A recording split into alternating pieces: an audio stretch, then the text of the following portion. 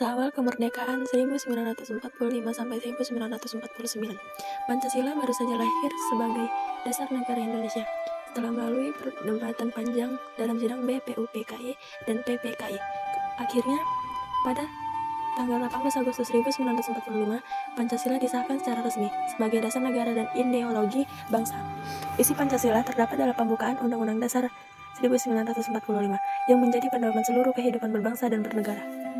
Pada masa awal ini, kedudukan Pancasila belum stabil karena bangsa Indonesia baru saja merdeka dan masih menghadapi berbagai tantangan seperti ancaman dari Belanda yang ingin menjajah kembali, serta munculnya berbagai pemberontakan di daerah atau misalnya PKI, Medium 1948 dan DI atau TII 1949. Pada masa 1949, Indonesia sangat berubah untuk menjadi Republik Indonesia Serikat atau RIS. Setelah pengakuan kedaulatan oleh Belanda dalam sistem RIS, setiap negara bagian memiliki undang-undang sendiri, dan Pancasila tidak disebutkan secara langsung sebagai dasar negara RIS, melainkan diganti dengan Konstitusi RIS. Namun, rakyat Indonesia tidak puas dengan bentuk negara serikat karena dianggap memecah persatuan bangsa. Akhirnya, pada tanggal 17 Agustus 1950, bentuk negara kembali menjadi Negara Kesatuan Republik Indonesia atau NKRI. Masa demokrasi liberal 1950 sampai 1959. Indonesia menganut sistem demokrasi parlementer, banyak partai politik bermunculan dan pemerintahan sering berganti.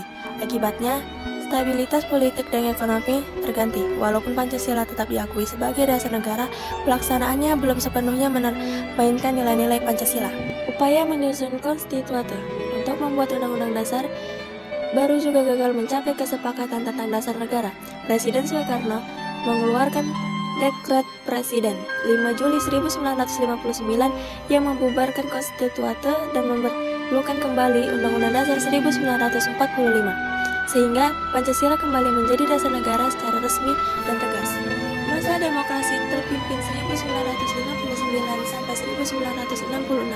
Setelah Dekret Presiden 1959, Indonesia memasuki masa demokrasi terpimpin di bawah Presiden Soekarno.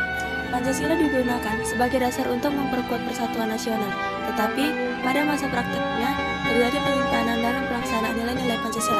Masa Orde Baru 1966 sampai 1998. Kekuasaan beralih ke Presiden Soekarno pada masa Orde Baru. Pemerintah menekankan Pancasila sebagai satu-satunya atas ajas tinggal dalam kehidupan berbangsa dan berorientasi.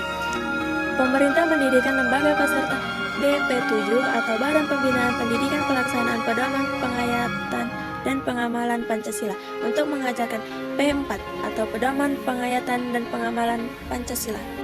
Masa Reformasi 1998 sampai sekarang. Setelah Soeharto jatuh pada tahun 1998, dimulailah era reformasi pada masa ini. Pancasila tetap diakui sebagai dasar negara, tetapi pelaksanaannya mengalami reformasi besar-besaran.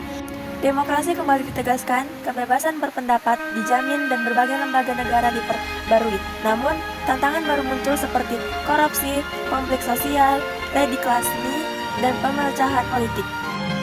Pemerintah kemudian berupaya menghidupkan kembali nilai-nilai Pancasila secara substansial, bukan hanya formal. Misalnya, dengan membentuk Bidang Pembinaan Ideologi Pancasila atau BPIP, pendidikan Pancasila kembali diajarkan dan digerakkan moderasi beragama diperkuat.